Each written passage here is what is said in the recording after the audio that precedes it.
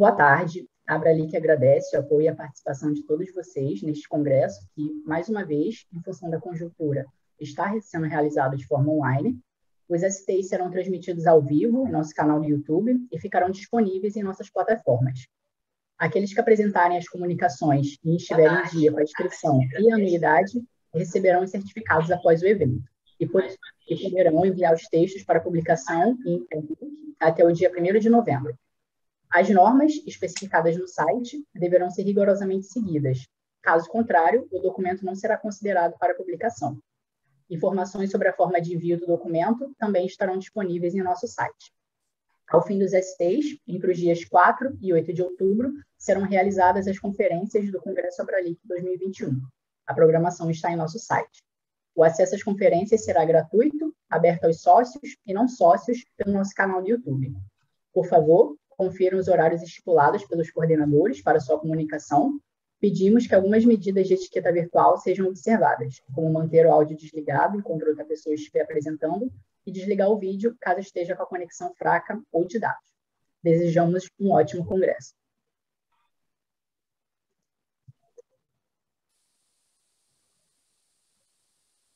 Boa tarde a todas e todos. Damos início ao simpósio Estratégias do Feminino, Literatura Escrita por Mulheres e Resistência.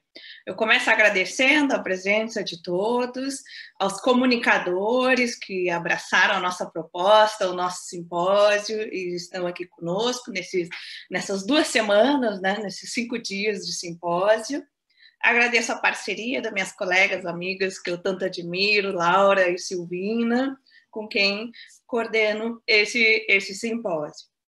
Esse simpósio ele iniciou no ano passado, na Abralic do ano passado. Essa é a 2ª edição do Simpósio Estratégias do Feminino, e temos intenção de que ele continue pelas próximas Abralics. Esse simpósio ele surgiu de um interesse de pesquisa em comum, né, entre Laura, Silvina e eu, que é a autoria feminina. A Silvina estuda escritoras indígenas da América Latina, a Laura estuda escritoras de língua francesa, eu estudo escritoras brasileiras do século XIX, início do século XX. Então, nós pensamos nesse simpósio, numa forma de contemplar essa autoria feminina, mas expandindo, né? Pensando em autoras, escritoras em diferentes nacionalidades e diferentes épocas. Então, nós recebemos comunicações, propostas de comunicações do século XIX, XX e XXI, escritoras contemporâneas, e acredito que a gente vai ter aí tardes bem prazerosas e produtivas, né? Então, eu dou início a esse simpósio, passo a palavra para a Laura, que vai explicar como vai funcionar esses dias, né, as nossas apresentações, e fico feliz no meio, né, desses tempos tão prolongados de pandemia, né, 2 anos já de confinamento, não imaginávamos isso, né? A gente tem esses momentos, né, de encontro e de alegria, de partilhar as nossas pesquisas, nossos interesses, o que nos mantém também um pouco vivos, né, no meio desse caos que vivemos. Então, é com alegria que estou aqui com vocês nessa tarde, esse momento especial de troca de saberes, mas também de troca de emoções, como foi no ano passado. Muito obrigada. Obrigada, Ana. Então, eu sou Laura Barbosa Campos, professora de Língua e Literatura Francesa na Universidade do Estado do Rio de Janeiro. Bem-vindas e bem-vindos ao Simpósio Estratégias do Feminino, Literatura Escrita por Mulheres e Resistência. Eu agradeço a Abralic. Sabemos que a organização de um evento desse porte demanda um trabalho árduo, né? Mas também não posso deixar de manifestar o meu descontentamento com a posição irredutível da Abralic em relação ao pedido de prorrogação do prazo de inscrição por mais 24 horas.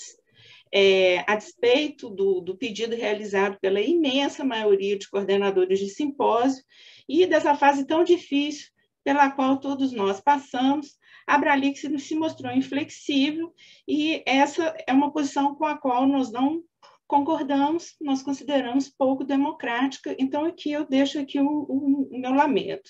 Isso posto, eu gostaria de agradecer a grande adesão da nossa proposta, né, o ecletismo dos trabalhos enviados, de grande diversidade. Nós temos aí, esse ano, de Toni Morrison, a Cassandra Rios, passando por Pizarnik, Florbela Espanca, Cora Coralina, Graça Grauni, muitas outras. E ao longo dessas 5 tardes de simpósio, nós teremos 7 mesas, sendo que algumas dessas mesas são divididas em 2 partes e, por isso, ocupam uma tarde inteira, em 2 sessões, como vai acontecer, por exemplo, no dia 15, quarta-feira. Hoje, dia 13, nosso primeiro dia, nós temos 2 sessões, cada uma composta por uma mesa diferente. A primeira, com estudos sobre feminismo negro, e a partir das 15h30, a mesa 2, com apresentações em torno do tema Mulheres em Imprensa, Crítica e Paratextos Textuais. No dia 15, quarta-feira, nós teremos a mesa 3, com literatura de autoria feminina e política, antologias e ações de resistência. Em seguida, no dia 17, a mesa 4 é intitulada Literaturas Escritas por Mulheres, Representação e Comparativismo. A mesa 5, que será no dia 20, é intitulada Trauma e Memória na Literatura Escrita por Mulheres. E também teremos, ainda no dia 20, a mesa 6, Mulheres e Violência. Fechando os trabalhos, o último dia com poesia, temos a mesa 7, intitulada Língua, Linguagem e Poesia de Autoria Feminina. Então, mais uma vez, agradeço a presença de todas e todos, agradeço também os trabalhos do nosso querido monitor William Luiz Vitor. Tenho certeza que os trabalhos nos enriquecerão, suas pesquisas e discussões, e agradeço especialmente a parceria intelectual e afetiva das minhas queridas Ana Federich e Silvina Carriço. Silvina, passo a palavra para você, querida. Bom, boa tarde a todas, a todos, a todos, né? Damos assim as boas-vindas para poder iniciar nosso simpósio. Quero agradecer muito também, em nome da Abralic, né, a William, a toda a possibilidade de fazermos esse evento, mas compartilho também do lamento que fez assim a Laura, né? Fico muito feliz de poder, pela segunda vez, sermos co-equippers com a Ana e com a Laura. Eu sou Silvina Carriço, sou professora aqui da UFJF, digo aqui, né, porque eu estou aqui, e eu sou professora da licenciatura de Espanhol e suas literaturas na graduação, e na pós trabalho com literaturas latino-americanas, né? E está aqui, né, minha colega Ana Beatriz também participando. Como a Ana contou um pouco, né, essa história do nosso simpósio, né, essa sua segunda possibilidade, né, de estarmos aqui juntos discutindo e pensando. E a Laura estabeleceu um pouco assim, as mesas que a gente terá, né? Eu queria também comentar um pouco de que nós tivemos muitas inscrições, né? Como também foi o ano passado, e então definir as mesas e definir os horários também levou em consideração, bom, o que queremos, né? E uma das questões que nós levantamos que o que a gente quer é debater, né? Então, por isso que tomamos essa decisão de que todos vamos fazer apresentações de 10 minutos, né? O que é uma prática da concisão, né? Mas muito requerida também, por exemplo, quando um dia a gente quer vender um script, né? Para uma boa empresa de filmes, resuma em 15 palavras só o possível filme, né? E aliás, uma arte da escrita, né? A concisão. Então, nós estamos aqui justamente para ter encontros de 10 minutos, onde vamos tentar, vamos ir revezando, Laura Ana e eu, para poder mais ou menos controlar o tempo, avisar um pouco antes, né, que vão ser os 10 minutos, mas também queremos dizer que, justamente, apesar desse tempo exíguo, o que vamos tentar sempre é debater, né, e dar mais tempo a esse debate, já que não podemos ter esses encontros, né, acho que está um pouco com eco, né? Que mais que queria falar? Bom, também nós estamos pensando, né, como essa segunda edição do nosso simpósio, ver as possibilidades que temos realmente de, né, criar esse grupo de pesquisadoras e pesquisadores e ver as futuras publicações. Então, agradeço a todas, a todos e a todas e vamos com o nosso simpósio, então.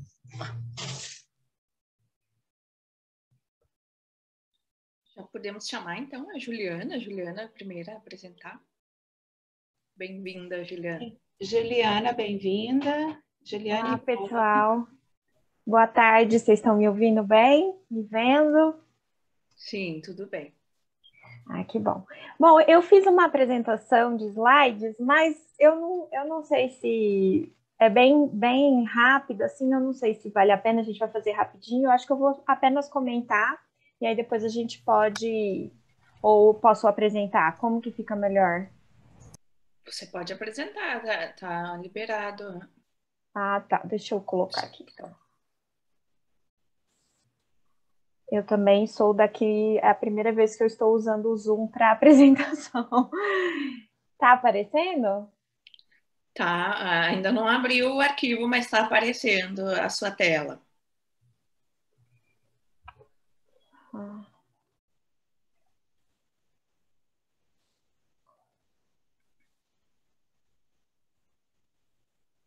Não aparece ainda?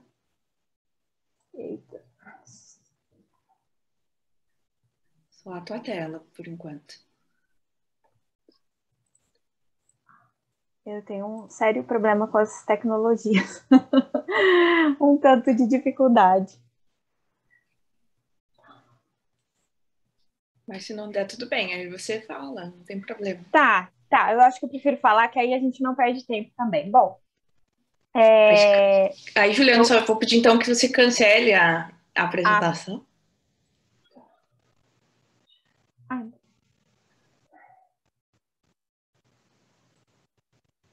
Cancelou? Cancelou? Não cancelou. Ai, meu Deus. Você tem que...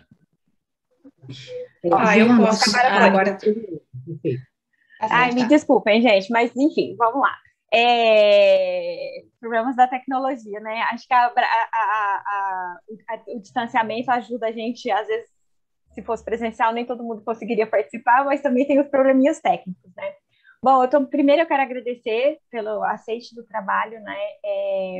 Eu já estou no meu 3º ano de doutorado, eu sou doutoranda na Unesp, na FCELAR, em Araraquara, e a pandemia acho que atingiu todo mundo de maneira bastante significativa, né? No meu caso foram muitos atravessamentos, inclusive por uma mudança total de projeto. Eu fui aprovada no doutorado com um projeto, né, de autoria feminina, que eu já venho estudando desde a graduação, que é estudar o desmundo, e eu queria fazer literatura comparada no doutorado, mas eu mudei completamente a dinâmica do meu trabalho quando eu tive contato com a literatura de autoria negra, e por isso que eu estou aqui hoje, né? E eu falo que a Ponciá Vicêncio, da Conceição Evaristo, me transformou a minha vida de um jeito assim que é difícil de mensurar. Algumas 2 semanas eu assisti fiz um estudo sobre a Conceição Evaristo como autora, né? E a professora que estava ministrando a palestra, ela é antropóloga, ela falou, né? A gente perde o privilégio de não saber sobre a condição da mulher negra quando a gente tem contato com esse tipo de obra. E a Ponciá Vicêncio foi isso para mim. Eu perdi o privilégio de não saber sobre a condição muito diferente das mulheres negras em relação às mulheres brancas.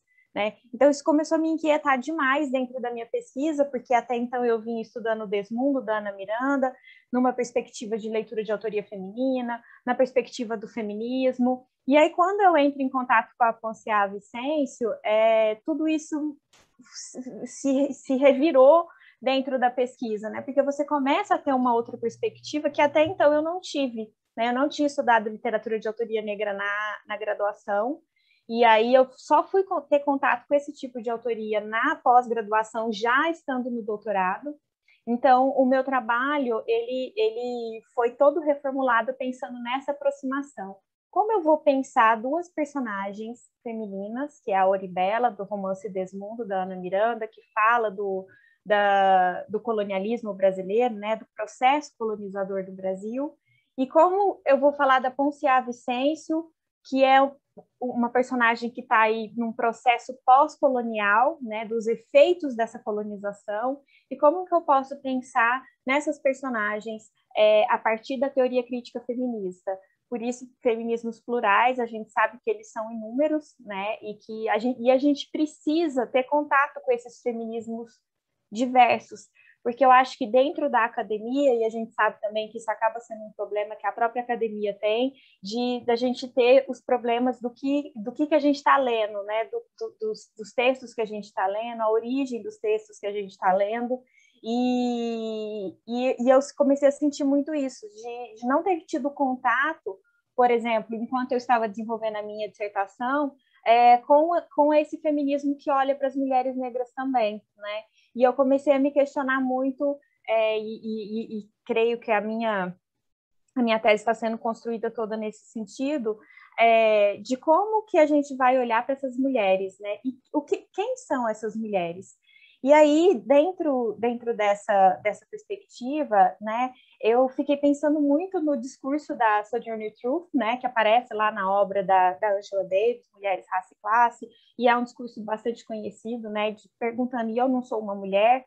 Isso vem sendo construído, e eu comecei a perceber, por exemplo, nos textos mais, pelo menos os que eu tive contato até hoje, né, de autoria feminina, da Lúcia Zolin, por exemplo, né, que são textos maravilhosos, que você começa a ter uma perspectiva diferente sobre a relação da autoria feminina, você quase não tem citações de mulheres negras, né? Então, esses questionamentos começaram a ser muito evidentes, né? Como que essa autoria, se a gente já tem um problema da autoria feminina, de se colocar dentro do mercado da literatura, esse rompimento do cânone que a gente está aqui batalhando, como que isso fica no caso das situações das mulheres negras, que tem uma outra dificuldade, né? A própria Conceição Evaristo fala em relação a aceitação e aceitabilidade das autoras negras dentro das grandes editoras, né? A Ana Miranda, por exemplo, ela sempre publicou pela Companhia das Letras, né?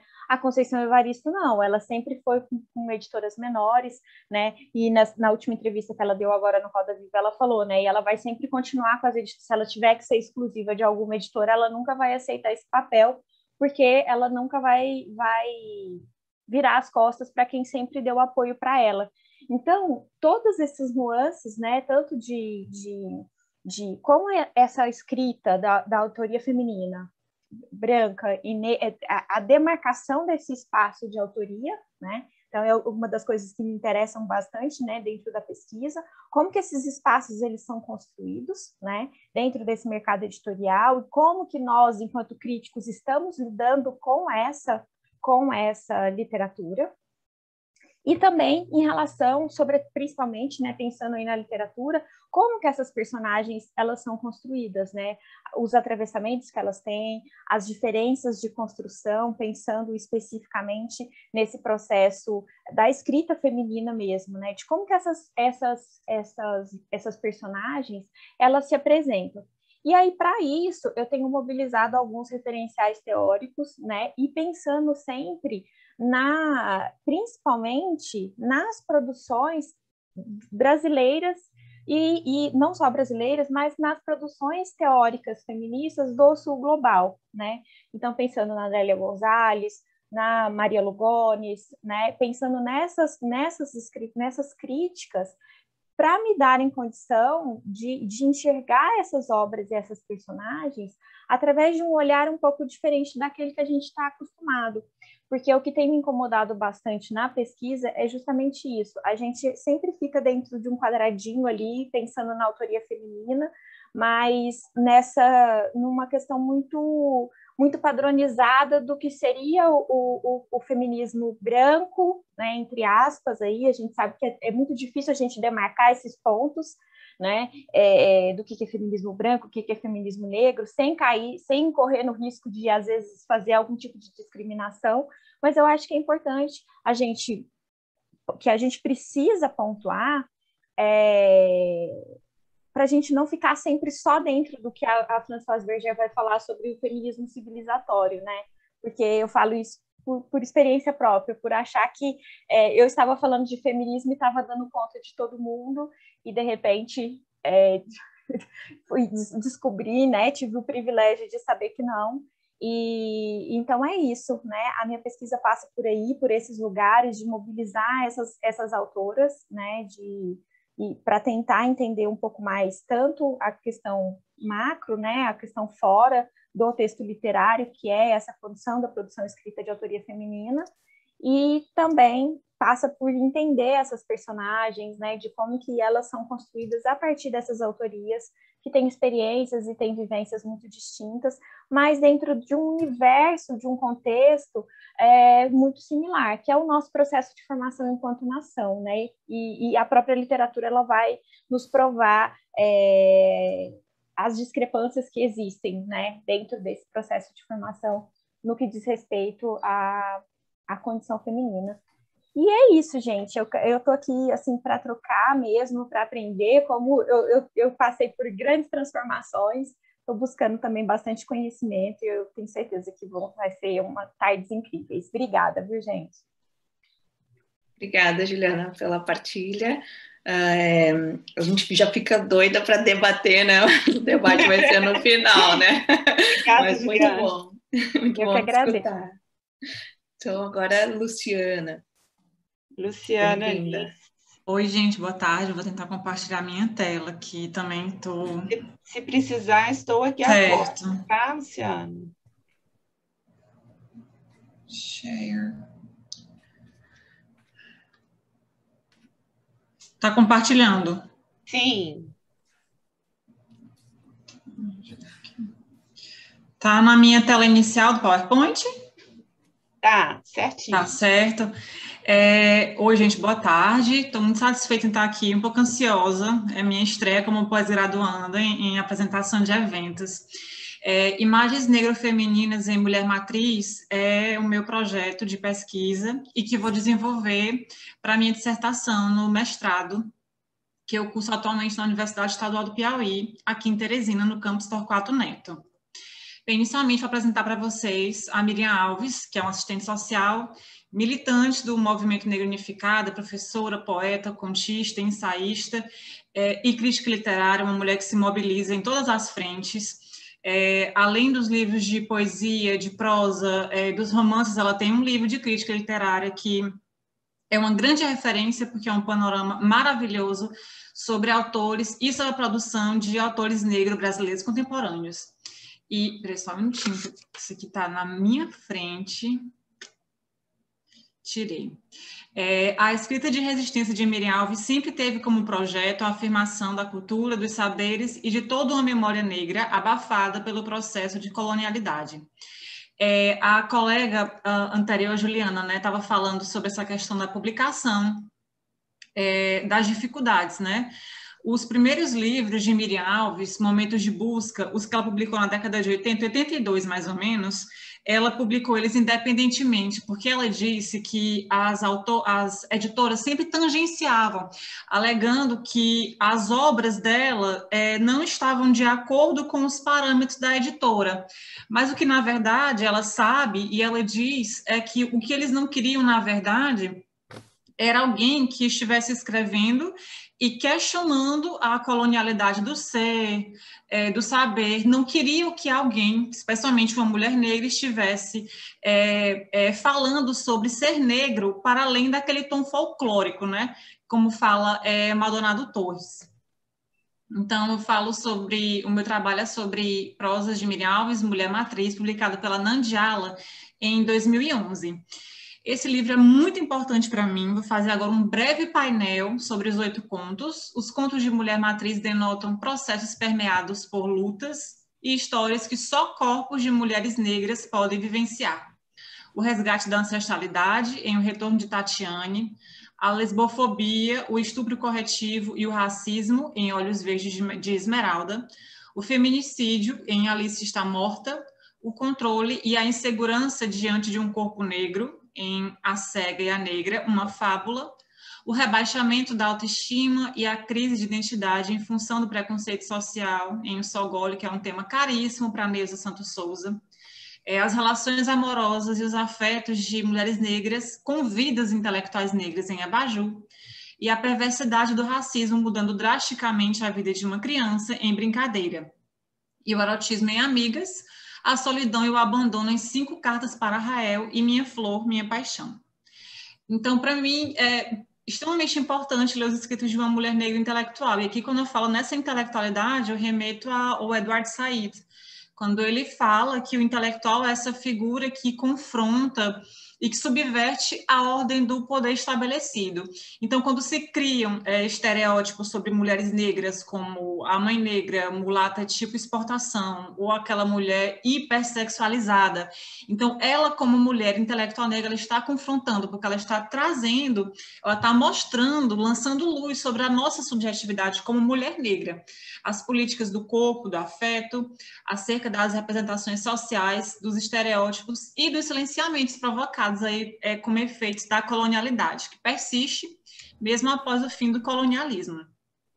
Então, os contos trazem as imagens do cotidiano marcadas pela marginalização e pela opressão que tenta resistir em vidas de mulheres negras, mas que conseguimos serem submissas, levantando nossas vozes em nome de uma vida por mais igualdade e autonomia. E aqui expostas na voz de uma mulher negra em posição de contradiscurso, que é o que Miriam Alves faz nessa obra e em todo o seu percurso como escritora. Então, Mulher Matriz trata de personagens negras, e daí vem esse nome, né? O matriz, a matriz da mulher como a raiz, e matiz, que são múltiplas, diversas, complexas, que vivem em distintos contextos, mulheres negras que circulam por diversos espaços. A riqueza de suas narrativas se desenvolve por meio de elementos que contemplam a vida de qualquer ser humano. Então, aí, mais uma vez, ela traz essa nossa humanidade, nossa subjetividade, o lugar de mulher, homoafetividade, afetos e ciúmes, violências físicas e simbólicas, aborto, políticas de controle de natalidade, crises existenciais, o flerte com suicídio e o resgate da nossa ancestralidade, em nome dessa afirmação positiva da nossa negritude. Eu queria fazer brevemente uma análise sobre Os Olhos Verdes de Esmeralda, que é um conto caríssimo para mim, porque fala sobre lesbofobia. Então, neste conto, 2 mulheres que são companheiras são agredidas e violentadas sexualmente em virtude de sua cor e de sua orientação sexual durante uma abordagem policial excessivamente abusiva. Então, ao longo do conto, o narrador onisciente vai trazendo detalhes que denunciam estereótipos e preconceitos que circundam a nossa vida, como mulheres negras, lésbicas e bissexuais. Essa aqui também traz outro conceito caríssimo de Bell Hooks, que fala que a literatura não se aparta da vida. Então, em seu conto, Alves nos apresenta 2 lésbicas que tangenciam o imaginário masculinizado daquela mulher que é lésbica, né, confrontando aquele estereótipo de sapatão caminhoneira, e também o imaginário da mulher negra, que é excessivamente sexualizada. Então, apesar dessa sensualidade de Esmeralda e Marina ser suscitada em um primeiro momento, que é discutido por Cadwell, que eu cito nas referências, essa imagem é positivada na desconstrução do estereótipo de mulheres lésbicas. Além disso, Marina, que é uma mulher negra e retinta, tangencia as categorias de mulata, doméstica e mãe preta. Por quê? Porque ela é uma mulher que está na universidade. Ela vive um ambiente acadêmico. Ai, meu Deus, será que minha internet caiu? Vocês estão me vendo? Sim, sim, tá tudo certo. Ah, é porque teve uma queda na energia. Não, mas tá tudo bem, certo tá tudo bem. aqui, Luciana. Certo. Então, ela como mulher negra e retinta e vivendo a universidade, então a gente sabe que uma mulher negra na universidade, ela está na disputa pela narrativa, na disputa pela interpretação do mundo, confrontando vozes canônicas tradicionais de homens brancos. Então, entramos na disputa por narrativas. Vou passar aqui. Deixa eu ver. Então, múltiplas violências. Contudo, não podemos deixar de mencionar a violência simbólica, né, aquele conceito de Bourdieu, a violência de gênero e racismo, porque todas essas violências derivam dessa organização social que privilegia o masculino, baseado na virilidade como força, potência, dominação, ou seja, uma relação de dominação que é típica de nossa cultura machista. Então, tem uma passagem, enquanto o policial vai agredindo Marina e Esmeralda, ele diz, não gostaram? Então, vão reclamar no inferno. Ele pleno de sua autoridade, como um homem, como um policial. Então, este conto traz a representação de uma realidade hostil para a literatura como forma de denúncia, alerta e cobrança na voz de Miriam Alves.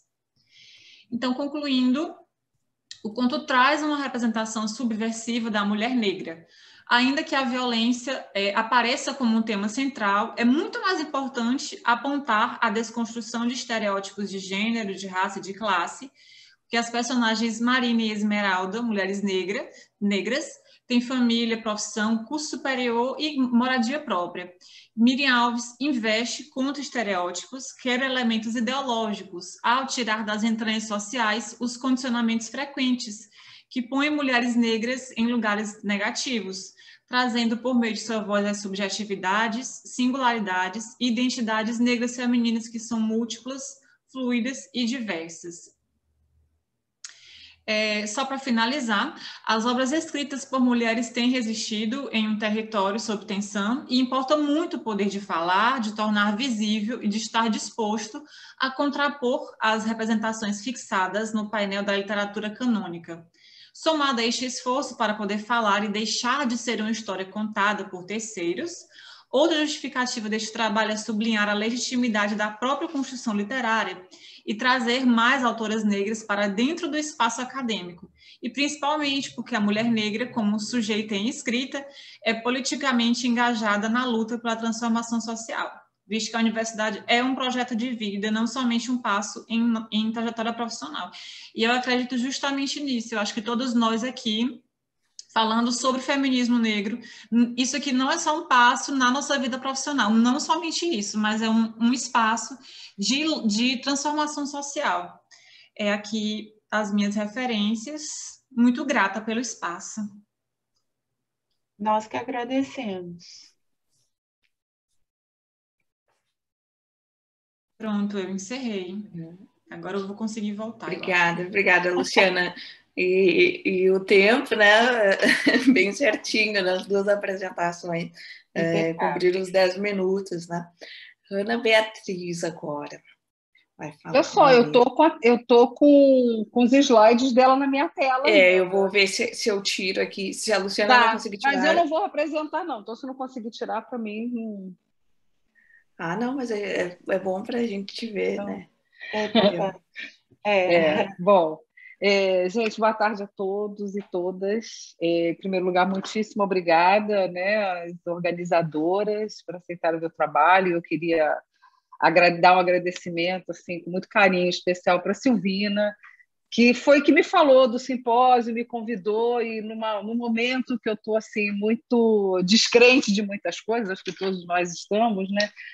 Então, foi um up, né? Para mim, estar aqui foi assim mesmo uma luta interna para conseguir chegar, né? Porque nesses momentos que a gente está vivendo agora, é muito difícil, né, às vezes. Por outro lado, também, agradecer a vocês, na hora de organizar, de terem colocado exatamente o feminismo negro na primeira mesa.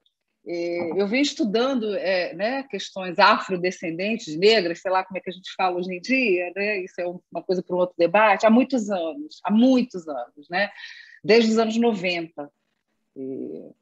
Para ser mais exata, desde mais ou menos 94, 93, quando eu estava no doutorado. E uma mesa, né, dessa, e começando com o feminismo negro há 20 e poucos anos atrás, simplesmente não aconteceria.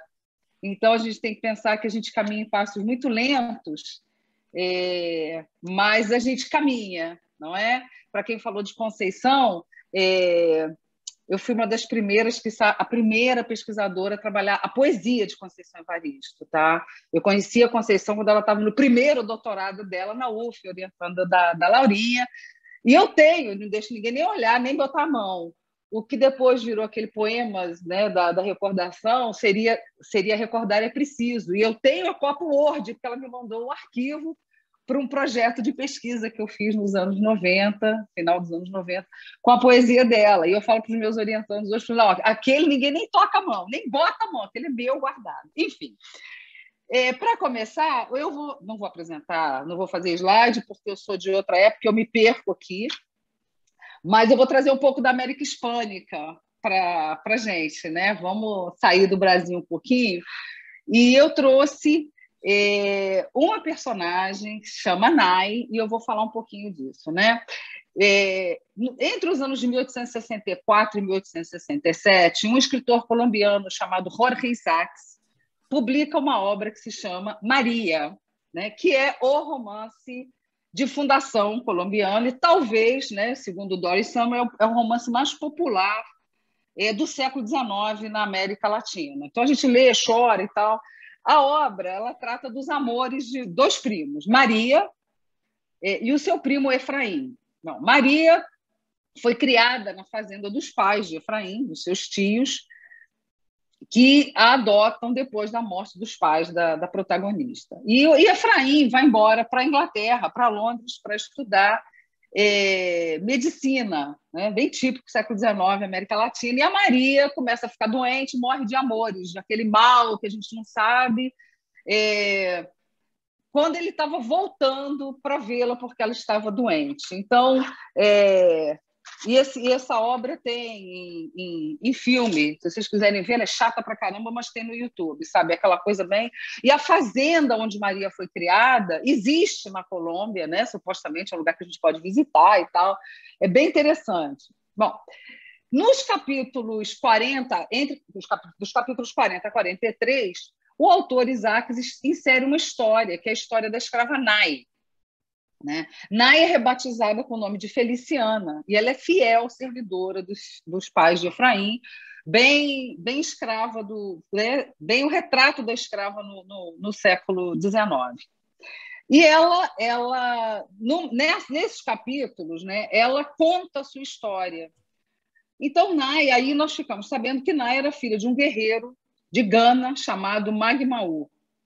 E ele perde uma batalha para um outro rei, né? E ele tem que sair, né, fugir com a sua filha, Nay. Sinar, que é um outro, né, que é o filho também de um nobre, se apaixona por Nay, mas Sinar, nessa época, era Sinar, perdão, era escravo do pai da Nay e se apaixona por ela. Bom, eles acabam casando-se, né, Nay e Sinar, e no dia, né, das bodas, eles são capturados e separados para a vida toda. Nay é trazida para a América, né, rebatizada com o nome de Feliciana, e serve a essa família. Em 2017, a escritora caleña Adelaida Fernández Ochoa publica um romance chamado Afuera Cresce o Mundo. E nesse romance ela recupera a figura da Nay a partir de uma perspectiva totalmente diferente. Essa obra ganhou o prêmio Casa de las Américas em 2015. E ela consegue, eu vou citar, e tem algumas citações que estão em espanhol, tá? Una proximidad extraordinaria con la atmósfera en la que ubica a sus personajes. Su libro es un volver necesario y revelador a la Nueva Granada del siglo XIX, desde la mirada de aquellos que fueron esclavizados. Então, vamos pensar Nay aqui a partir dessa mirada, né, dessa nova mirada dada por Adelaida Fernández Ochoa. Ela é representada como uma heroína de vários ofícios, então ela tem que cruzar barreiras não só físicas, né, barreiras geográficas e barreiras sociais, porque ela aqui, nessa obra da Adelaida Fernandes do Tcholo, Uma Fora Cresce o Mundo, ela desenvolve vários ofícios. Ela está encarregada dos negócios da fazenda Santa Ruda, que é a mesma fazenda, né, da obra de Maria, e essa fazenda se dedica ao cultivo de plantas, a negócio de sal e produção láctea, né? E a questão de plantas é muito importante, porque com essas plantas que ela cultiva na fazenda, ela faz remédios para os escravos fugitivos e ela ajuda vários a fugirem, tá? Na narração de Isaacs, na primeira, né, o dono da fazenda é representado como um negociante dedicado à sua família, seus negócios, e sempre com aquela simpatia, né, típica do século XIX. Na obra que a gente está pensando aqui, não. Ele é um negociante abusador, ele é violento com a Nai, ele é violenta várias vezes, né? E ele tenta sempre proibir a Nai de ajudar os amigos, né? E Nai, na verdade, ela também é a babá da Maria, mas ela é, por outro lado, uma guerreira que sai procurando ajudar esses moços, e ela quer voltar para a África. Ela tem um filho que se chama Sundiata, filho dela com Sinai, e ela quer voltar para a África, né? Bom, e ela sempre fala... essa obra tem uma perspectiva histórica, tá? Ela conta uma batalha, que eu não vou entrar aqui, porque senão vou passar do tempo. Ela conta uma batalha realmente que aconteceu na Colômbia, e mostra também o papel que as mulheres, de um modo geral, aqui representado na figura da Nai, mas que as mulheres representavam, de modo geral, porque elas, né, colocam aqui, né, as lutas que livram, né, a Colômbia. Ela fala: nosotras ponemos em plastos, cargamos bateas para lavar los pies a la luz de la hoguera, arrancaría dos uñas flojas en pies de distintos dueños, uñas podridas la una, sin males la otra, presa la primera de lesiones viejas y de enemigos, les proporciona a los soldados el placer de ser tocados en essa parte. Enfim, isso aí vai mostrando a importância do trabalho médico e social dessas mulheres, né? Bom, eu vou finalizar, porque eu estou doida, mas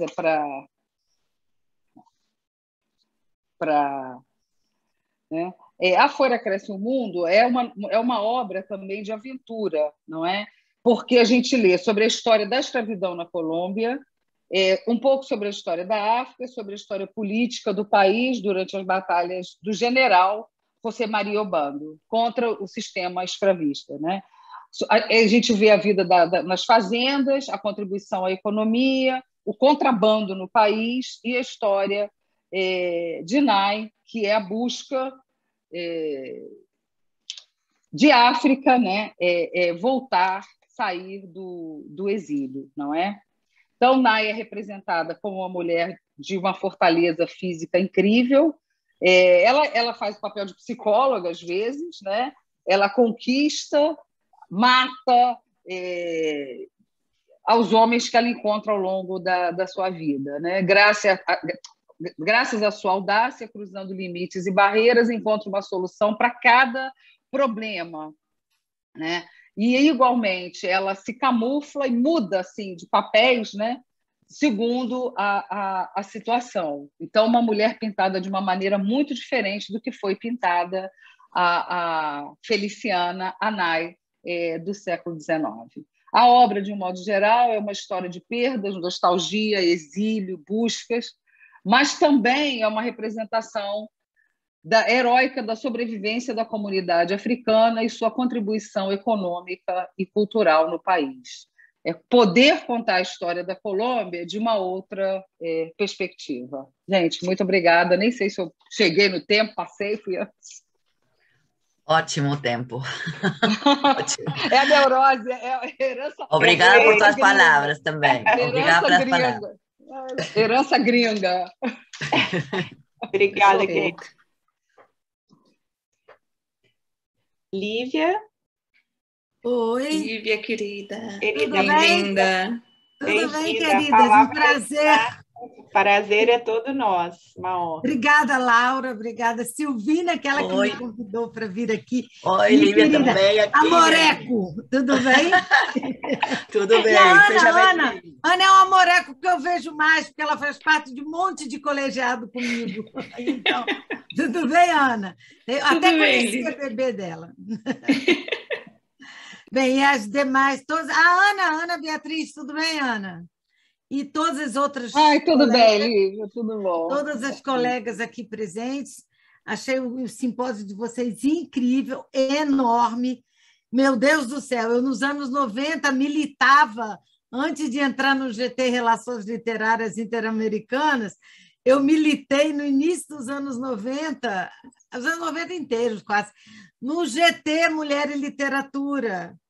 E é incrível como, assim, como graças a uma conjuntura, como é que a coisa cresceu, né? E fico feliz, achei incrível esse simpósio, cheio de alunas de vocês. Silvina, fiquei arrependida, porque das minhas orientandas, pelo menos mais 5 trabalham com mulheres, ou com indígenas, com negras, entendeu? Caberia total aqui. Mas eu já entrei no meio da confusão um pouco tarde, enfim. Então, gente, olha, e eu também. Traz no ano que vem, Lívia, traz no ano que vem, serão bem-vindos. Eu tenho 5, eu tenho uma que está trabalhando com várias, ela ia adorar. Uma delas trabalha com Conceição Evaristo, com a americana, que é a próxima depois de mim, Toni Morrison, e com a Teresa Cárdenas, cubana. Então, é assim, 3 negras e 3. Tinha muito a ver, mas a culpa foi minha, então. Eu assumo a culpa, mas elas teriam aprendido muito aqui, com certeza. Mesmo que seja 10 minutos, é meio que só para mostrar o que está fazendo, né? O que está pensando.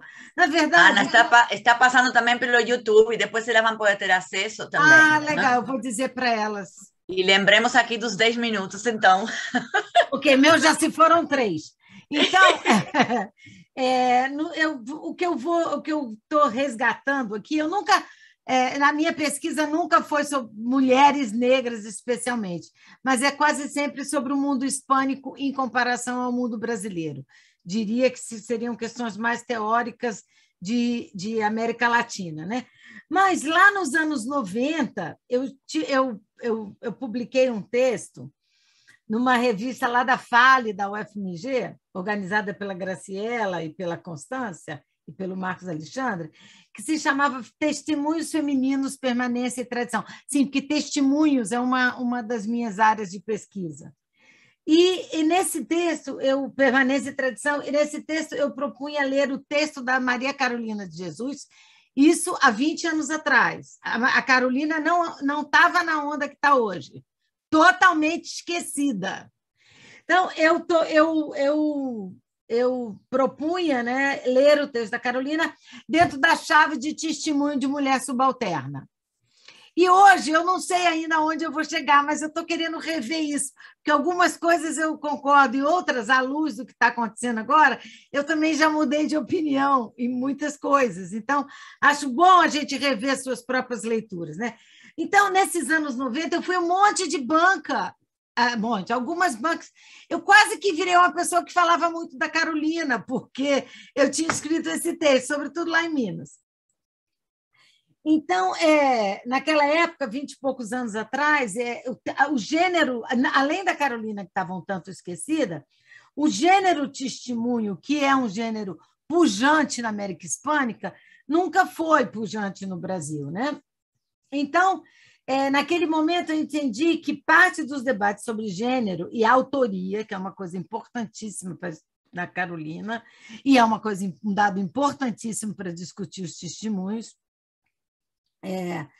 Então, de gênero e autoria, que o livro da Carolina sempre suscitou, a gente podia ler, ou pelo menos tentar fazer um diálogo com esses testemunhos de mulheres, no caso da Carolina, ela era subalterna, negra, e, no caso, os testemunhos quase todos são de mulheres subalternas indígenas. Claro que haverá de mulheres negras, eu aqui não conheço, porque não dá para saber tudo, né?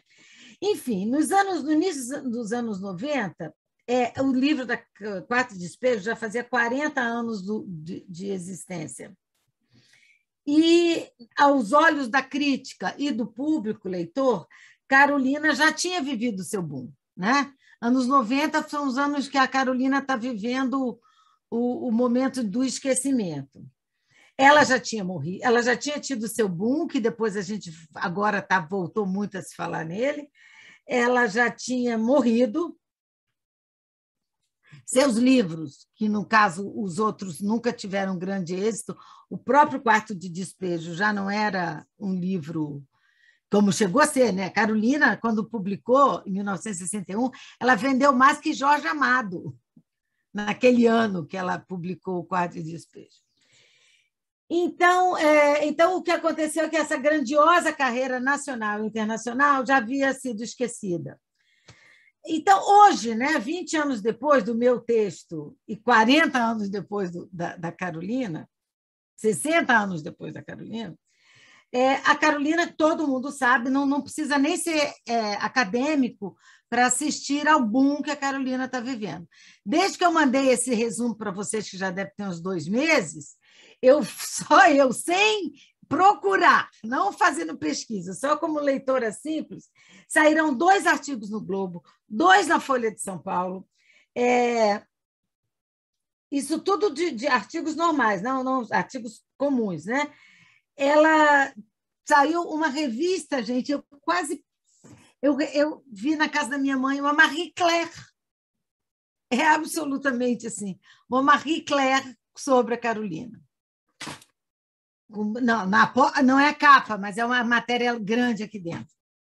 Então, eu acho que eu tenho a impressão que a crítica acadêmica está voltando a olhar sobre seus textos e com uma atenção também trazida pelas novas propostas trazidas pela crítica decolonial, pela nova crítica feminista, que não é a mesma crítica dos anos 90. E todas essas novas e bem-vindas correntes de pensamento, né, que oriunda da crítica decolonial, que trabalha com uma ênfase indígena e negro, não só negros e negras, etc. E que, em outras palavras, são vozes tradicionalmente silenciadas.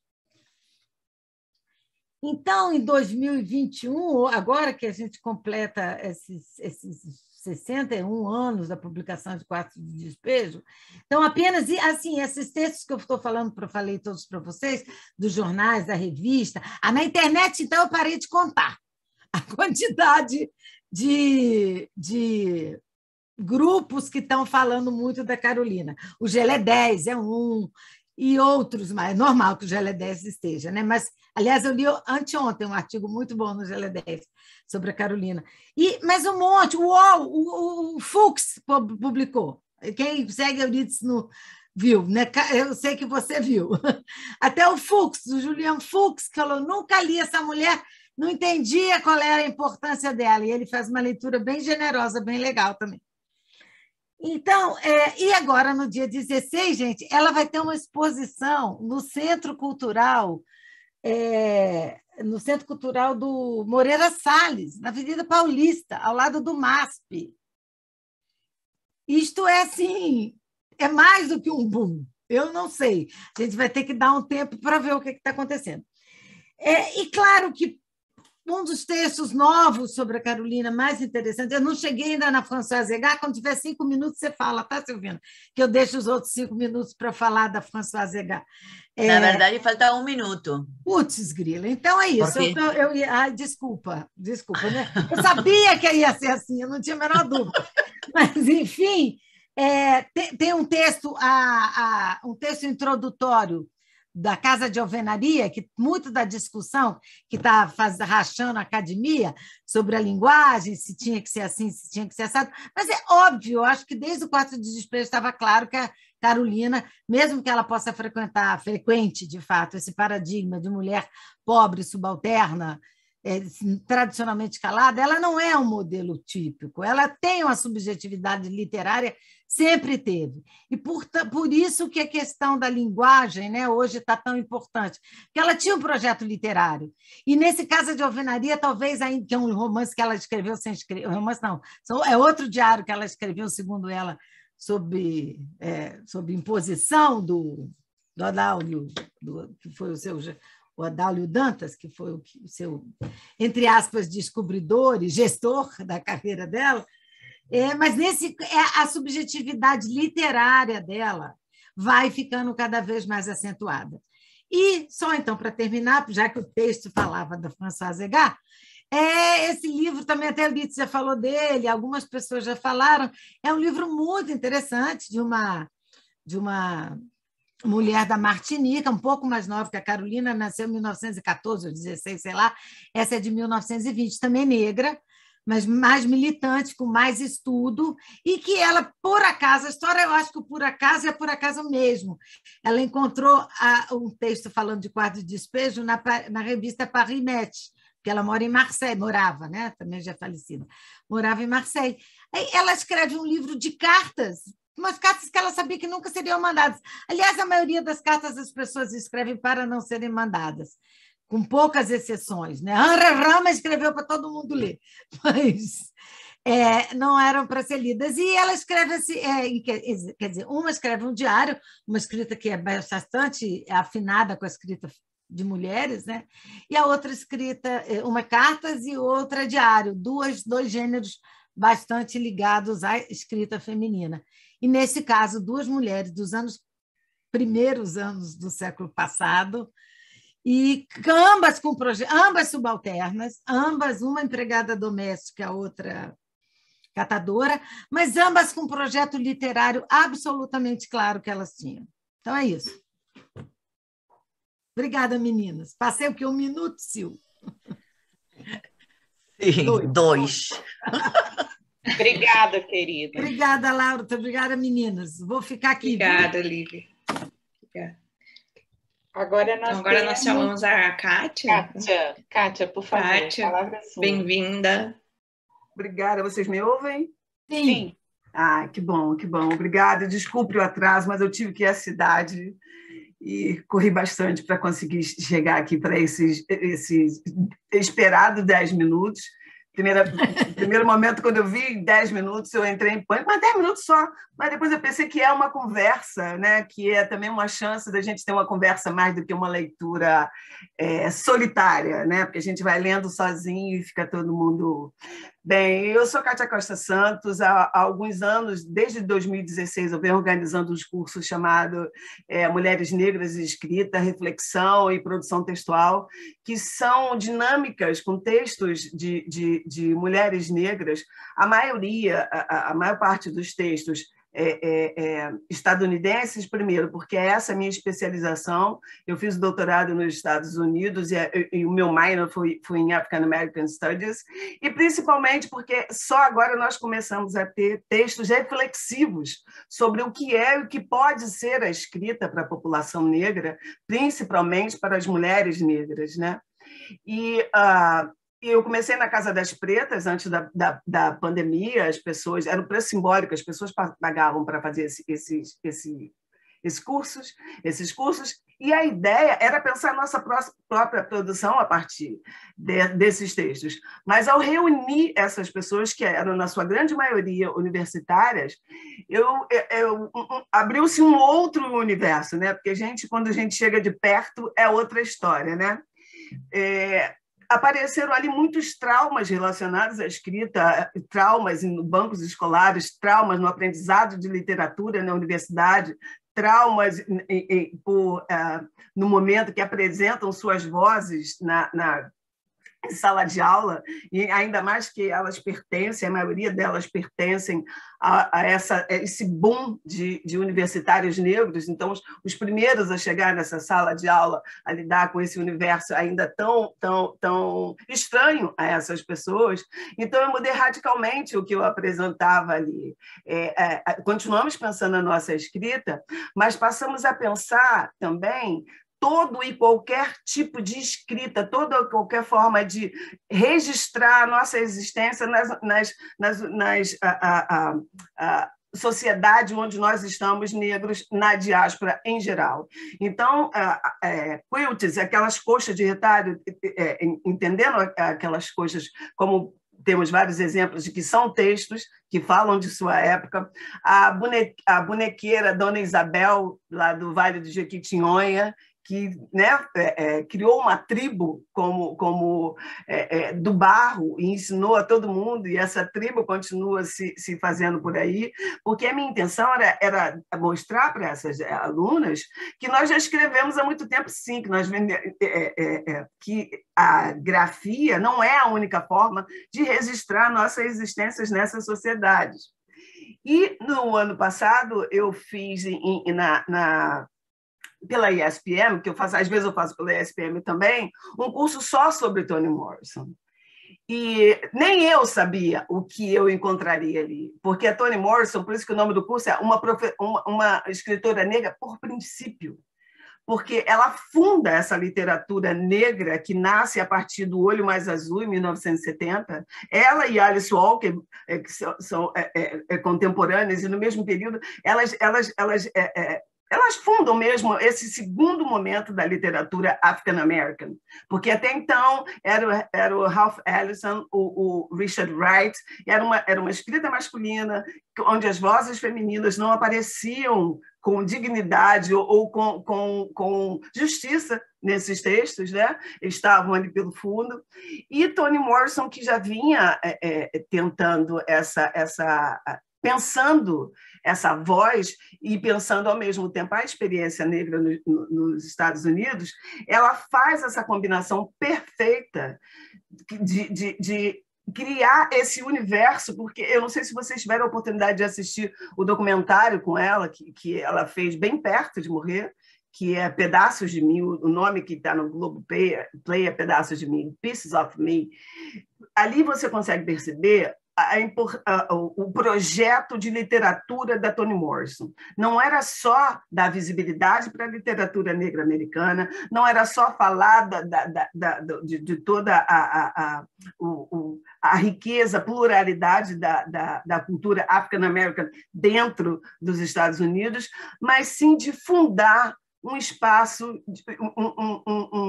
um local canônico para a comunidade negra, de existência dessa subjetividade, dessa pluralidade, dessas humanidades, né? Porque a multidimensionalidade de cada personagem de Toni Morrison, principalmente em Amada, que é o mais citado, que é o mais importante, que é o que deu a ela a roupagem que ela tem hoje, e no documentário ela está explicando para a gente. Ao mesmo tempo, ela diz que ela escreve a literatura porque ali ela faz o que ela quiser, ela tem um controle. E no documentário ela passa o tempo todo nos dizendo, eu fiz isso, a minha literatura é isso, foi isso que eu quis mostrar. São 2 horas cansativas, inclusive, porque é muito intensa. Mas, ao mesmo tempo, hoje, não sei se vocês já ouviram falando na Saidiya Hartman, que está aí com a fabulação crítica, é Toni Morrison, é a partir de Amada que Saidiya tem essa ideia da fabulação crítica. A Toni Morrison formou e continua formando mentalidades, intelectualidades negras, não só nos Estados Unidos, mas principalmente. Ela é a pedra fundamental da literatura negra americana, sem sombra de dúvida. Quando ela faleceu, nos jornais todos os editoriais, as pessoas famosas negras, todas dizendo em que momento que se enxergaram pela primeira vez na literatura, principalmente as mulheres negras, a partir do Olho Mais Azul, vendo pela primeira vez uma menina negra sendo retratada em um livro importante, num romance. E quando a gente passa para cá, para o Brasil, e traz o mesmo texto, a mesma discussão, traz-se de volta essas meninas e essa questão da diáspora negra, né? Porque não é uma particularidade da negritude lá, da negritude cá, é a particularidade de sociedades escravocratas, que colocaram esses sujeitos num espaço onde não humanidade. Naquele livro dela mais importante sobre crítica literária, ela diz que é muito, muito suspeito uma sociedade que conviveu mais de 400 anos com elementos negros e eles não aparecem na literatura canônica. Tem algum problema aí? Isso não é normal. Isso não é simples, isso não pode ser. E aí ela, por princípio, ela fundou essa literatura que alimenta tantas outras. E, ao mesmo tempo, foi meio que mecenas de outros escritores também, obrigou a Angela Davis a fazer a sua autobiografia, ela foi editora da autobiografia, Muhammad Ali. Então, ela não só trabalhou na sua obra, mas tudo o que ela pôde fazer para ter esse corpo de literatura negra, African American, ela fez, e a gente ainda vai ouvir falar muito de Toni Morrison e dos desdobramentos de todo essa aplicação dela, inclusive na diáspora, porque agora aqui, quando começam a chegar as traduções, nós entramos com a comparação, né? Semelhanças e diferenças, e crescendo e desdobrando a partir daí, né?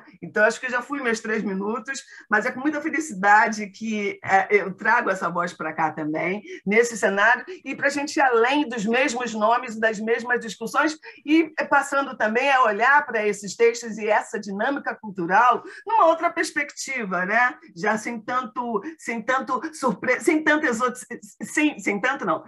exoticismo, falando de literatura e de estética. Obrigada. Obrigada. Muito bom, Kátia. Obrigada, muito obrigada. A gente só queria confirmar se a Marcele realmente não está na sala. Acho que não, né?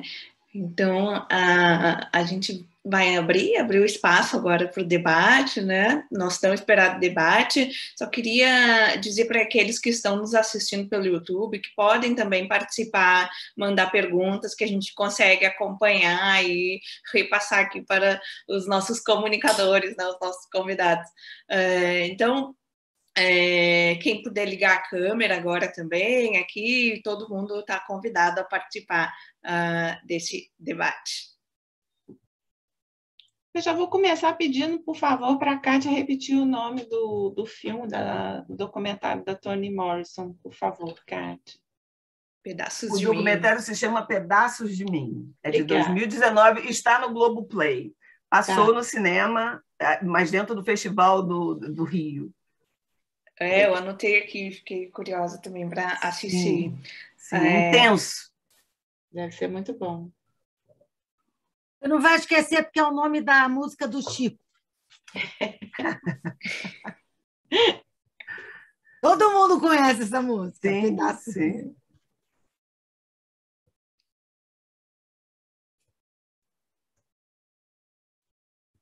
Está no Globoplay, Kátia? Meu microfone. Sim, está no Globoplay. Está. Obrigada. O título da primeira apresentação da Juliana, né, Feminismos Plurais, é muito feliz, né, no sentido de destacar, né, essa pluralidade, a diversidade, e esse plural, que é muito importante sempre a gente frisar, para não cair no feminismo que corre o risco de ser associado a alguma ideia de universalismo, que não é o que a gente procura, né? E me lembrei que uma coisa até que outro dia, algumas de nós estávamos juntas, Eurídice ainda mencionou isso, né? Do absurdo que é, né, a gente ter resgatado, a gente que eu digo não nós aqui, mas de uma maneira geral, a Lélia Gonzalez, a partir da interpelação da Angela Davis, né? É praticamente assim, um vexame, né? A gente ter precisado que a Angela Davis chame a atenção do Brasil para a importância das escritas da Lélia Gonzalez, né? Bom, mas ainda bem que isso aconteceu no sentido de ter sido resgatado, mas que é um vexame a gente precisar disso, né? Mas Eurídice ainda falou, né? O nosso velho complexo de vira-lata. Exatamente, Olha agora, só, tem um dado nisso também que é importante, e as pessoas sempre perdem de vista, até quando fazem essa crítica que eu acho bastante persistente, é que nós não temos literatura, nós estamos começando agora a ter literatura sobre esses debates. Nós tínhamos a Lélia, todo mundo conhecia a Lélia no movimento negro, tinha esse pedaços de texto aqui e ali, mas é esse pensamento movimento organizado da diáspora que nos faz enxergar o nosso e entender a importância de produzir o nosso e, inclusive, de agrupar os textos de uma Lélia Gonzalez, por exemplo. Então, teve esse papel também de mostrar para a gente que é possível fazer, é necessário fazer e que foi feito por aí. É como se fosse um molde que a gente tivesse, entendeu? Quando, nesses cursos, eu digo para as pessoas, eu entro com as estrangeiras e vocês têm a obrigação de trazerem as brasileiras, que aí obriga as meninas a fazerem a pesquisa para a gente fazer esse diálogo, né? Eu acho que nem é deixar de falar da Angela Davis, porque eu acho que tem que ser por adição, né? Por adição, é juntar, não é tirar a Angela Davis, é botar a Angela Davis e a Lélia Gonzalez e todo mundo. A Lívia ia fazer uma pergunta. Eu queria fazer uma pergunta, Kátia, em cima do que ela acabou de dizer. Eu adorei a sua fala, eu adoro esse livro. Aliás, uma aluna minha, não sou especialista em Toni Morrison, mas eu tenho uma aluna que está estudando, e eu conheci Toni Morrison porque eu morei em Atlanta, entendeu? Então, lá não tem como não conhecer Toni Morrison. Sim, eu morei em Athens, fica 1 hora de Atlanta. É 1 hora lá, é pequenininho. Você ficou na Universidade da Georgia, né? Então, lá que eu fiz doutorado. Tá. Então, eu estava em Emory. Eu fiquei 2 anos lá. Que maravilha. Então, a minha pergunta é a seguinte. Nesses tempos, eu tive lá muito tempo, mas não é nem voltando ao meu passado, não, voltando ao presente que você falou aqui agora, em função do que a Laura falou, que essa interpelação da Angela Davis, todo mundo ouviu, ela puxou a orelha super bem puxada, enfim. Mas é mais do que a Angela Davis, foi o que você disse aí. Todo mundo sabia da Lélia Gonçalves.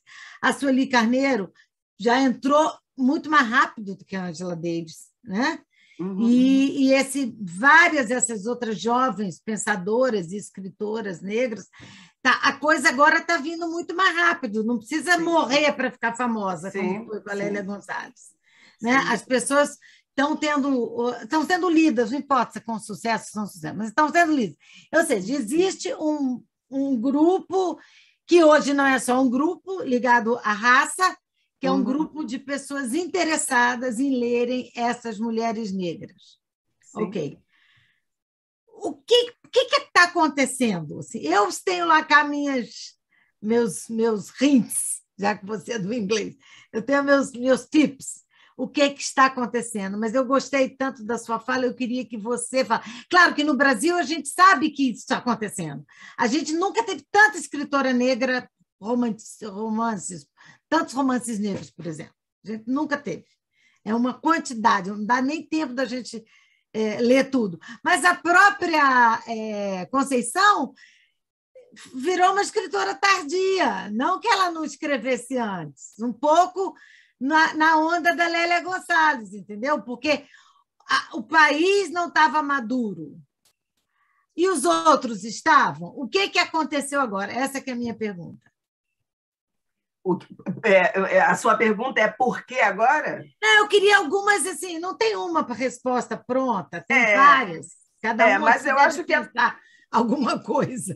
Eu acho que o principal motivo foi a chegada desse número enorme de universitários negros, de negros na universidade. Ou seja, as cotas, de novo as cotas que estão mudando. Com toda certeza, não tenha dúvida disso, não tenha dúvida disso, porque Beatriz Nascimento, Luísa Bairros, Lélia Gonzalez... Não, elas já eram lidas, discutidas, debatidas há muitos anos, desde sempre. São nomes enormes que a gente tem, mas no movimento negro, no movimento de mulheres, sabe? A Sueli Carneiro. É por isso que esses textos sobreviveram, é por isso que elas voltaram. Mas as universidades não aceitavam, não faziam parte do currículo, não aceitavam para discussão, não aceitavam como um subject, um tema para fazer texto. Não existe nada sobre essa pessoa, vocês não vão conseguir fazer. Mas a partir do momento no tempo que nós estamos vivendo, né, o mundo é outro, e chegam esses alunos e que forçam. Tem uma fala muito aqui do Sidney Chalub, que ele tem repetido muito por aí, e ele fala exatamente isso, que foram esses alunos que estão fazendo ele voltar aos arquivos, voltar para ler, inclusive Machado de Assis.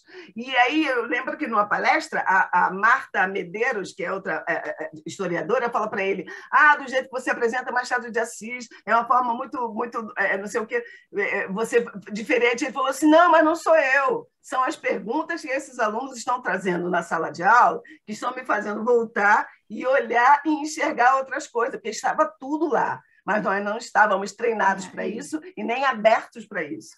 Eu, depois, quando ele acabou essa fala, eu até agradeci a ele, foi na Livraria da Vinci, agradeci a ele por essa fala, porque quando vem da gente, parece que é só uma manifestação, que é uma militância, mas é o Sidney Chalub admitindo que a universidade estava totalmente fechada para isso, e que esse contingente chega agora exigindo falar disso, sabe? Sabe, só concluindo isso, mas eu acho que você está certíssima. Eu tenho várias ideias, a cota era uma delas, né? Eu também tenho uma opinião a respeito. Não, todo mundo pode falar. Eu acho que esse debate cruza a mesa inteira, né? Todo mundo deve falar. Eu só provoquei para isso mesmo. Sim. Porque, bem, eu adorei a Ana falar, arrepiei aqui. E só assim, até mesmo para abrir para as outras que vão falar, eu acho muito importante a gente estar tendo essa conversa aqui e na Abralic, porque uma das coisas que eu venho dizendo para as meninas, essas que eu estou tendo curso, que a gente tem que dialogar com todas as outras literaturas, porque a gente não quer ser isolado dentro do país, a gente quer ser parte... O que quer é gueto, né? A gente quer ser parte da literatura nacional. Então, eu não abro mão. São duas escritoras na minha vida que regem a minha vida. É Clarice Lispector e Alice Walker. Então, a gente não vai jogar fora as coisas maravilhosas que a gente tem só porque... Eu acho que o antagonismo inicial é até compreensível, mas tem que ultrapassar isso, porque a gente tem que dialogar com essa literatura. Nossa, Kátia, essa é uma das minhas maiores preocupações de você aí? Colocar... Quem é? Juliana. Quem está falando? Desculpa. Juliana. Ai, a nossa primeira apresentadora. Juliana, tá. Eu estou aqui assim, ó. Desculpa se eu atravessei alguém. Não, eu fico muito preocupada com isso, quando eu mudei meu projeto completamente e tirei uma outra autora feminina branca, e essa marcação sempre me incomoda, porque por que eu tenho que marcar isso? Sabe? É uma coisa que eu acho que a gente precisa ultrapassar, mas a gente ainda não ultrapassou, por isso que ainda é preciso marcar, porque tem esse apagamento mesmo, né? E pensando pela minha própria experiência, meu cachorrinho quer participar também, pensando pela minha própria experiência, eu fui ter contato com literatura de autoria negra em 2019. Nossa. Quer dizer, eu já estava no meu primeiro ano de doutorado. Eu estudei literatura africana na graduação, mas com uma perspectiva muito diferente, sem essa questão do olhar do feminino e tudo mais. Então, eu acho que a gente precisa, e aí a sua fala, né, estarmos falando isso na Abralic, que tem um histórico aí, a gente precisa romper com isso, e falar para todo mundo, não é só falar com mulheres negras, não é só falar com mulheres brancas, não é só falar com mulheres, é falar com homens também, a gente precisa falar, os homens precisam estar aqui, eles precisam entender do que a gente está falando, precisam se interessar também, né? E Olha, você sabe, Juliana, se você me permite, que eu acho incrível que você tocou numa coisa, que é o que eu ia falar em seguida. Eu estou há 30 anos na universidade, como professora, né? Fora antes, mas não havia... A gente lia escritura negra só africana. A Taana, que trabalhava nisso desde sempre, era só africano, ou na literatura norte-americana. Na literatura brasileira, simplesmente, era como se não houvesse. Claro que não havia tantas quanto hoje, mas na literatura brasileira é impressionante, o apagamento na literatura brasileira. E aí que eu acho que entre as cotas também, entre os estudos decoloniais, desconstruindo todo esse cânone, né? Branco, hétero, enfim, etc., entre essas razões todas. Mas na literatura brasileira, não, Ana? Se estudava literatura brasileira, Laura? Nunca. Não se estudava literatura brasileira. Não. E até no GT Mulher e Literatura, que era enorme, eu depois que outro dia fiquei pensando nisso, eu coordenei 2 volumes de de um seminário Mulher e Literatura, que foi aqui na UF. Tem mais de 400 textos. Você conta as autoras negras, você conta. É facílimo de contar, porque são tão poucas. Aí tem Toni Morrison, sabe? Tem essas mais famosas. Não, é impressionante isso. Não tem, mas eu acho assim, eu reforço muito nisso, né, para a gente ter um certo otimismo, porque, falando um pouquinho, Kátia, eu também estudei nos Estados Unidos, né, eu estudei no Texas, em Austin, e voltei para o Brasil, foi uma opção de vida minha, voltar em 1996, com uma tese de doutorado sobre Oliveira Silveira e Blas Jiménez, que é um poeta da República Dominicana. Em 1996 eu voltei.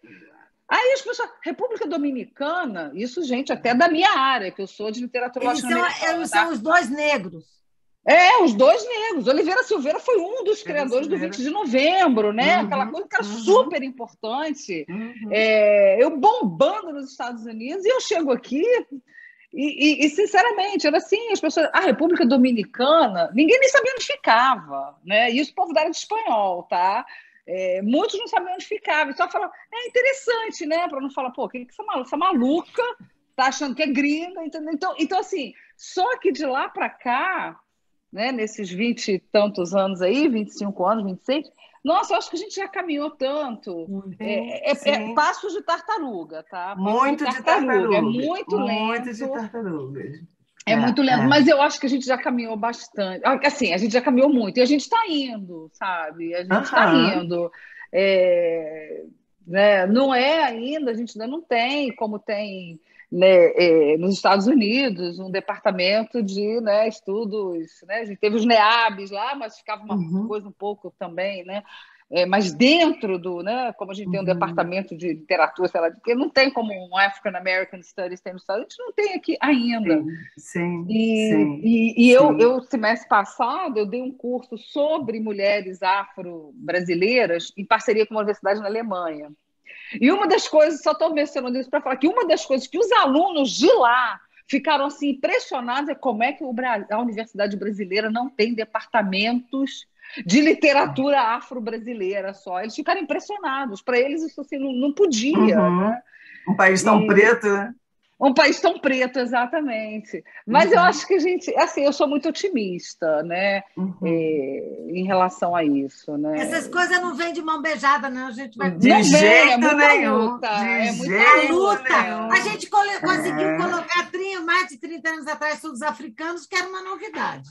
Sim. Os textos que eu traduzia para as meninas em 2016, agora que elas começam a conhecer aqui em traduções, sabe? Aí ficam falando, não, lá em 2016, né? Você está falando de 96, e olha a diferença de 2016 para 2021. Eu estou falando de 90, esse livro que eu falei é de 97. Sim. A gente tem muito o que caminhar, mas eu quero crer que tem um canal no YouTube da comunidade nipo-brasileira. O texto deles, o capítulo sobre literatura, quando eu ouço os escritores nipo-brasileiros falando das suas dificuldades, só você tirar o nipo e colocar afro, que é a mesma reclamação, a mesma, sabe? A mesma leitura, a mesma luta. Mas sem classificar, tem muito mais afro-brasileiro do que nipo-brasileiro, quer dizer, sim, o que eu até pela pressão da massa. O que eu estou querendo dizer com isso é que o nosso trabalho, que a gente tem muito trabalho para fazer e que tem muitas outras representações no que a gente pode vir a chamar de literatura nacional. É isso que eu estou querendo dizer, entendeu? Tem muita gente para botar no mapa dessa literatura. Bem, a gente recebeu um comentário aqui pelo YouTube e eu gostaria de colocar aqui para vocês, para escutar assim, o que vocês têm a dizer, porque acaba sendo uma provocação também, muito pertinente. Eu agradeço a Sara Araújo pela participação. A Sara coloca esse nosso desconhecimento das autoras negras, né, que muitas vezes a gente vai estudar só no mestrado, no doutorado, como uma falta de interesse talvez desse mestrando mestrando, né, dessa doutoranda. E aí ela diz que os cadernos negros já publicam autores e autoras negras desde os anos 70, 1973, né? E aí ela pergunta em que mundo a gente vive, né, que não conhece, não tem conhecimento. Esse comentário, ele me provoca um pouco, porque eu penso na minha pesquisa, né, que não tem a ver com a autoria negra, mas tem a ver com escritoras mulheres do século XIX, né, porque elas falam que também não é epistemicídio, que é o que realmente aconteceu. Posso me perguntar também, será que foi falta de interesse minha não conhecer uma escritora do século XIX, do início do século XX, porque na minha graduação eu não aprendi, não me ensinaram, né? Ou se não, se é esse processo mesmo de epistemicídio que acaba impedindo o nosso acesso, né, contribuindo para essa ignorância que acaba permanecendo, né, e sendo reproduzida na academia. Hoje a gente vê esse movimento, vê essa mudança de currículos, né, a UF agora reformulou as ementas, quer dizer, a gente vê que está acontecendo mesmo essa mudança, essa inclusão, né. Mas aí eu deixo aqui a provocação, então, da Sara, sobre, talvez, a gente pensar, é uma falta de interesse, né, por que a gente não conhece, se desde os anos 70 isso já vem sendo publicado. Aí É sobre o que interessante. Obrigada, o Abdias do Nascimento fala no Genocídio do Negro Brasileiro, né? Quando ele vai contestar sobre o mito da democracia racial, ele fala que é como se existe essa democracia racial, é como se essas culturas afrodiaspóricas e as culturas europeias, é como se elas convivessem de maneira harmoniosa, mas isso não ocorre. Se as religiões de matriz afro, elas subjazem às religiões cristãs, né? E aí, falando sobre o tópico anterior, por que está existindo agora esse movimento de tentar trazer a nossa fala, as nossas publicações, a nossa literatura? É porque atualmente a gente vive num governo que ele tem ostensivamente tentado intimidar a produção, o conhecimento e a ciência feito por pessoas negras, os institutos que promovem esse conhecimento produzido por pessoas negras. Então, a gente tem se debatido de todas as maneiras contra esse epistemicídio, contra esse genocídio, que ele não responde só por uma morte material, mas é uma morte também subjetiva, uma morte imaterial, todo o nosso patrimônio, que vem sendo silenciado aí por todo esse processo de colonialidade. Perfeito. Perfeito. Silvina quer falar. Sim. Não, eu queria acrescentar a esse importante debate, né, que, aliás, também aproveitarmos, né, esse espaço para debate, justamente. Mas me parece que, a princípio, há uma falta de articulação também, né? Porque ou seja, houve um processo de movimentos sociais que levaram às demandas, houve governo, política pública, né? Mas como articulamos as demandas? Né? Isso também me parece importante, porque, por exemplo, se a gente começar a usar o conceito de literatura nacional, até que ponto esse conceito, hoje em dia, não tem que ser mais discutido ainda? Né? Por que não pensar, porque aqui também foi a Fabiana que colocou, acho que o problema é a circulação desses textos de autoria negra. Ou seja, tudo isso tem a ver com o campo literário, né? Tudo bem, é uma noção de um francês, homem branco, mas é uma noção que é como o Marx, entendeu? É o que é, isso é o que temos. O que fazemos com isso que temos? Né? Como lutamos com isso que temos para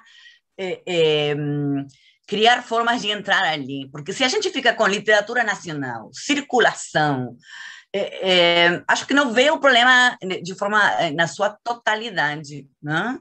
Então, me parece, pensando no otimismo da Ana Beatriz, me parece que estamos num momento também de pensar o que vamos fazer, né? Daqui a 1 ano, 2 anos, como vamos fazer? Não só a resistência para a existência, mas também o que vamos propor.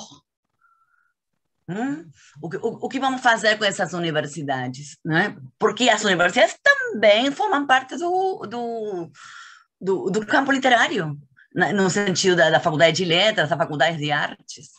Então, temos que pensar nisso, sim. Obrigada.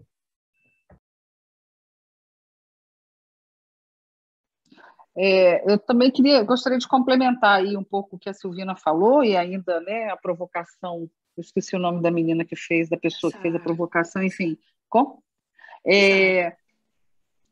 Eram outros tempos, né? A gente sabe dos cadernos negros, está aí, desde 78, só que assim, a gente tem que pensar que eram outras épocas, a gente não tinha internet, né? A gente não tinha essa circulação. Os primeiros que eu comprei era assim, que a Conceição Evaristo, quando eu conheci, levava para a sala de aula, lá no curso da Laura, e a gente comprava dela, então, numa banquinha, em algum congresso. Aí você ia para as livrarias, não tinha. Você encontrar Posse Vicêncio, por exemplo, numa livraria, era quase impossível. Da última vez que eu estive em Niterói, eu fiquei tão feliz quando eu entrei ali naquela livraria da Travessa, ali na Moreira César? Na Otávio, sei lá, por ali. Moreira César. Na Moreira César. Não é Moreira César, agora é Paulo Gustavo. Paulo Gustavo, estou saudade da minha terra, é isso. E vi, mas assim, uma mesa enorme. Ali tinha literatura africana, tinha literatura afro-brasileira, mulheres. Era uma mesa, não tinha assim separado em instantes, nada disso não. Era uma mesa. Já é um grande avanço, gente. Por pior que possa parecer, já é o grande... A Tavares de Macedo, obrigada. Já é um grande avanço, né? Então a gente não tinha, realmente não tinha. E tem realmente, como a Silvina falou, a gente tem que pensar o que a gente vai fazer com isso agora. Né? Até para não cair na mesmice. Todo mundo fala, todo ano a mesma coisa. As mesmas justificativas. As mesmas justificativas. E uma coisa que a gente tem que pensar, porque também, gente, era ditadura militar, né? E era diferente. Era diferente. Né? Inclusive, o movimento negro era proibido durante a ditadura por um bom tempo. Né?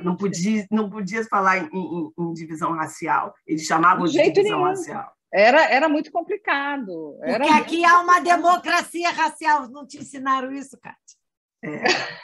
Mas se vocês forem ali no Arquivo Nacional, que está online, várias documentações de encontros de literatura negra no Brasil nos anos 70, nos anos 80, e tudo ali fichado, o tema, quem apresentou, em que horário. Volta e meia eu encontro um e mando para o CEMOG, mando para a Joselina da Silva aqui, olha, tinha alguém sentado do seu lado que te fichou e mandou para lá. Eles levam um susto. Está tudo lá no E os grandes congressos, né, latino-americanos. Tem uma pesquisadora, ela é argentina e é professora na Universidade de Cartagena, na Colômbia, Silvia Valero. A Silvia trabalha isso, né? E ela publicou há pouco tempo um livro sobre esses encontros, né, de pesquisadores e intelectuais negros latino-americanos. Assim, é muito interessante o trabalho dela. Assim, para quem tem, né, recomendo que olhe. Mas no Brasil, Kátia, eu sei que os coletivos sempre existiram, os cadernos negros são antigos, mas é como se tivesse mais recentemente furado uma bolha. Sim, com certeza. Sim. Não é que não havia, mas a invisibilidade era enorme. Eu acho que é diferente o momento agora, assim, com toda a ditadura que a gente está vivendo, com o desmantelamento da Fundação Palmares, com tudo isso, não é nesse ano, nesses 2 últimos anos dessa tragédia nacional.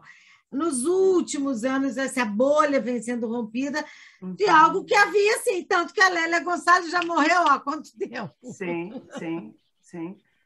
É isso, havia os cadernos negros, havia, mas só que eles não... E a universidade, eu concordo com a Silvina, que a gente agora já chegou nesse ponto, tem que ver o que vai fazer em seguida, porque a universidade é responsável por isso, sim. Por isso que eu concordo com você, eu acho que as cotas mudaram um bocado a maneira da universidade, de nós mesmos que somos mais velhos, que sabíamos que essas coisas existiam, mas que não tomávamos como nossas.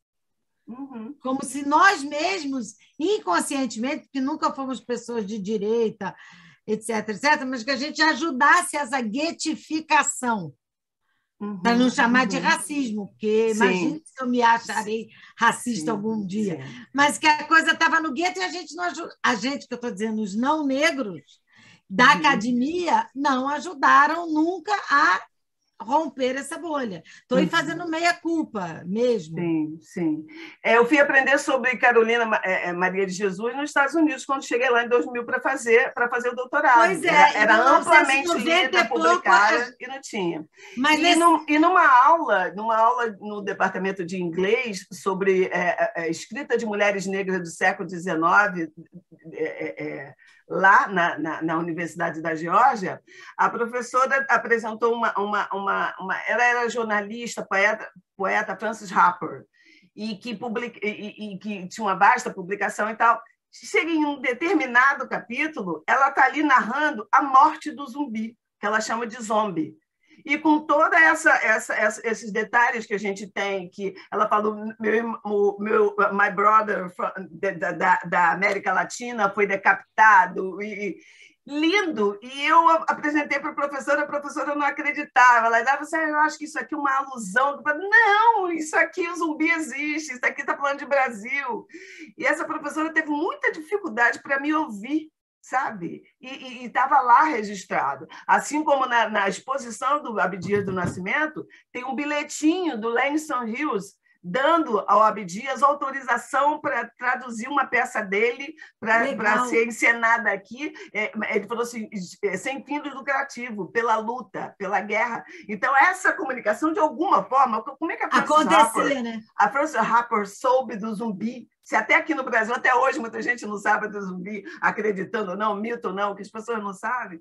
Então, eu acho que a militância e a resistência na diáspora, a gente ainda tem muito mais para descobrir sobre essa história do Langston Hughes com Abdias é muito legal. Viu? Lindo, eu fiquei emocionada. Eu estava em Salvador e eu amo Langston Hughes. Quando eu vi aquele bilhetinho, irmão, você pode traduzir, desde que seja para a luta. Eu disse, caramba!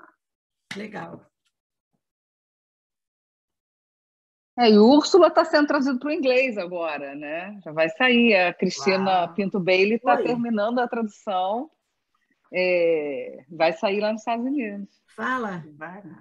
Legal, né? Então, também. Essa circulação é muito importante. É importante. Eu acho que está na hora da gente começar a mandar para lá o nosso, porque tem a nossa especificidade de afro-brasileiros, sabe? Que eu acho que é a hora de dar a conhecer na diáspora quem somos nós e como se dá a nossa experiência negra aqui nesse país.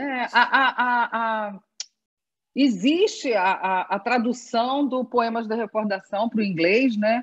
Mas eu acho que nunca foi publicado. Existe uma versão bilíngue que eu acho que está engavetada, que foi feita pela Cida Salgueiro, da UERJ, com o Antônio Tiles, né? Os dois juntos trabalharam anos nisso aí, mas eu acho que não publicaram ainda. Que também seria sua, porque tem um ou outro poema, né, traduzido, mas... Eu tenho uma publicaçãozinha que saiu, acho que nos anos 90, bilíngue também, onde tem Conceição Evaristo, Miriam Alves, acho que aqui é Esmeralda Ribeiro também. Acho que só 3 escritores, mas um negocinho tímido, fininho, sabe? Mas seria grande, né? Enfim. Seguimos, né? Seguimos. Que não nos falta é trabalho. Que não nos falta é trabalho. Eu vou aproveitar e fazer uma pergunta para a Juliana, na primeira apresentação, que eu fiquei muito interessada, porque em 10 minutos a gente não consegue, né, falar e apresentar tudo que a gente está fazendo. E aí esse espaço de debate é bom, porque a gente pode falar um pouquinho mais, que você fala do seu interesse no mercado editorial, né? Você diz que quer entender como esses espaços são construídos no mercado editorial para a literatura de autoria feminina. E se você pudesse falar um pouquinho mais sobre isso, como você vai fazer esse percurso, essa pesquisa, né? Me interessa bastante. Eu comecei a pensar nessas questões, né? Como eu comentei, eu mudei tudo e ainda estou iniciando meus processos de investigação, estou com um prazo bem apertado no meu pescoço, mas eu espero que eu dê conta em um ano de conseguir fazer. Mas o que me interessa bastante é pensar como que, por exemplo, e aí toca até nessa discussão que a gente já está fazendo aqui da academia, né? Quando você vai estudar literatura de autoria feminina, pouquíssimas marcações, pelo menos do que eu tive contato até agora, falam de autoria negra, né? Por exemplo, num dos livros que eu mais utilizei, num dos textos que eu mais utilizei da Lúcia Zonin, ela, pelo menos das que eu conheço, ela fala apenas da Maria Firmino. E aí, quando eu tenho contato com a Conceição Evaristo, e eu vou entender um pouco mais da história da Conceição Evaristo, por que ela demorou tanto para ser publicada, eu esbarro nessa questão da editoria, né? Até comentei aí, né, que essa questão que a Sara fez, a provocação, acho que esbarra muito nisso, né? Por exemplo, qual que é a capacidade de divulgação de uma Companhia das Letras para uma obra, e a gente está passando por isso agora com a Carolina Maria de Jesus, inclusive com a Conceição Evaristo fazendo parte, né, desse projeto. Como que tipo de divulgação que a gente tem desse trabalho na Companhia das Letras, e que tipo de divulgação que a Conceição Evaristo teve quando ela publicou a Ponciá Vicêncio lá em 2002 ou 2003, não me lembro, pela Palas, uma editora muito menor, né? Então eu acho que a gente entender também esse processo da autoria feminina e de como, e aí não passa só pela autoria negra, branca, passa pela indígena também, que espaço que essas mulheres estão tendo dentro dessas editoras. E uma coisa que começou a me incomodar muito também, mas ainda estou começando a pensar nisso, é por que agora a Companhia das Letras resolveu publicar Carolina Maria de Jesus, né? Porque aí a gente sabe que vem desse movimento das redes sociais, que hoje alguém comentou, né? A gente não tinha, por exemplo, quando fala dos cadernos negros, a gente não tinha internet, né? E a gente tem uma grande rede, se a gente for pensar numa rede de comunicação, que as redes sociais estão atravessando aí, o próprio movimento político que a gente vive no Brasil hoje representa isso, né? As redes sociais deram voz e força para muita coisa acontecer. Eu, por exemplo, tenho contato com várias autoras negras que eu jamais imaginei, tudo pelo Instagram, né? Mas no passado, a grande imprensa que a gente conhecia de televisão, de rádio, não falava sobre essa literatura. Editoras pequenas não tinham condição financeira, e aí a gente está falando de questão material mesmo, de fazer um tipo de publicação para que essas obras pudessem circular. Então, veja, são muitas barreiras para a gente pensar que para essas obras chegarem até a gente. Ok, os cadernos negros estavam circulando e circulam até hoje, né? Mas como que o grande público tem acesso a isso? As redes sociais é um caminho, né? Mas eu acho que a gente precisa pensar, quando vai pensar em autoria feminina, de como que essas obras também estão sendo colocadas nesse mercado para que a gente possa ter acesso, passando também pela academia, né? Né, como foi discutido agora há pouco, né? É um absurdo a gente pensar que a gente não tem dentro das nossas universidades estudos mais aprofundados, com discussão sobre literatura afro-brasileira, sendo que geralmente ou é uma disciplina muito solta dentro da pós-graduação, ou é uma optativa dentro da graduação. Então, e eu penso muito na minha pesquisa, assim, uma coisa que tem me incomodado um pouco é como que eu vou escrever uma tese que aborda essas questões que são tão importantes, de modo que eu possa levar isso para outras pessoas. Eu penso muito na minha família, sabe, que são pouquíssimas pessoas escolarizadas. Eu fico pensando como que eu vou fazer para que eles entendam que existem essas diferenças, né, que a literatura é muito maior do que Machado de Assis. E eu não estou, em momento nenhum, menosprezando o Machado de Assis, mas é fazer com que a gente entenda que existe uma gama de possibilidades, né? E que passa por quem está publicando essas obras. E é interessante ouvir falar isso, porque eu trabalhei na Palmares um tempo como pesquisadora, e com essa experiência fora e tudo mais, há um interesse enorme pelo Brasil afro-brasileiro. Há um interesse enorme pelas nossas dinâmicas culturais. Quando a Dilma caiu, nós estávamos organizando um livro sobre o histórico das ações afirmativas no Brasil, porque uma agência espanhola estava pagando essa publicação, que outros países da América Latina estavam precisando desse material para estabelecer um modelo parecido. Então, as universidades públicas brasileiras falam tanto em tentativa de internacionalização dos seus cursos, e isso seria um chamariz assim, enorme, sabe? Seria um convite ao mundo, porque tanto que eles têm lá fora, né? Eles lá fora já estudam literatura negra há muito mais tempo que as universidades brasileiras. Então, imagine ter dentro dos departamentos esse atrativo, se não quer chamar de outra coisa, como um cartão, como uma palheta de opções nos departamentos das universidades brasileiras, né? Não saber reconhecer. A Elisa Lucinda chama de... Ela fala isso dos jovens negros assassinados. Ela chama de o nosso petróleo desperdiçado. Eu acho que as universidades também brasileiras, públicas, desperdiçam muito petróleo nesse sentido. E eu acho que isso das universidades, pensando aqui no lugar onde eu estou, né? Eu me formei na UFM, que é em Uberaba, em Minas Gerais, é uma universidade bem recente, que se universalizou até no governo do Lula, né? Antes era só a universidade da área da saúde, passou a ter licenciatura, que foi onde eu tive a oportunidade de me formar, e vim para a Unesp em Araraquara fazer a pós-graduação, porque eu queria continuar a seguir a carreira acadêmica. Aqui, gente, é muito fechado, né? A gente, dependendo do professor que você vai fazer disciplina, é bom você nem falar muito o que você está querendo pesquisar. Você fala a obra que você quer pesquisar, né? Mas não dá muitos detalhes, assim, porque se eles associam suas pesquisas aos estudos culturais, você já pode criar um certo ranço, uma certa dificuldade, né? Então, olha só, isso é muito sério.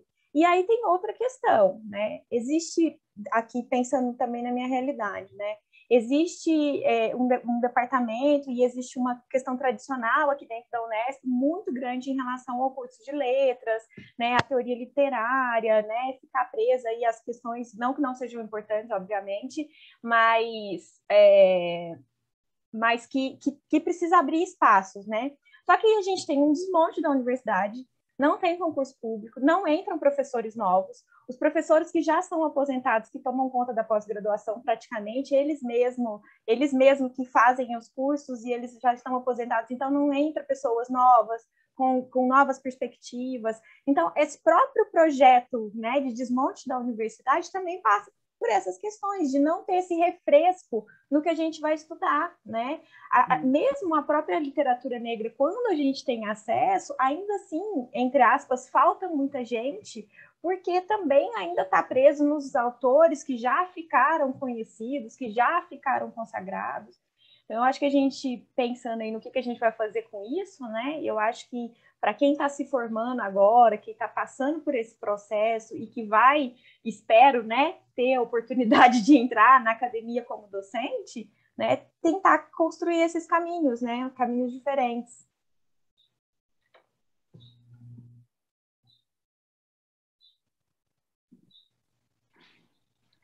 Muito bom o nosso debate, né? Nós chegamos aqui às 15 horas, então gostaria de confirmar aqui com a Laura, com a Silvina, se a gente dá início ao intervalo. Isso sim, Ana. Eu acho melhor agora ter um intervalo e depois voltarmos, né?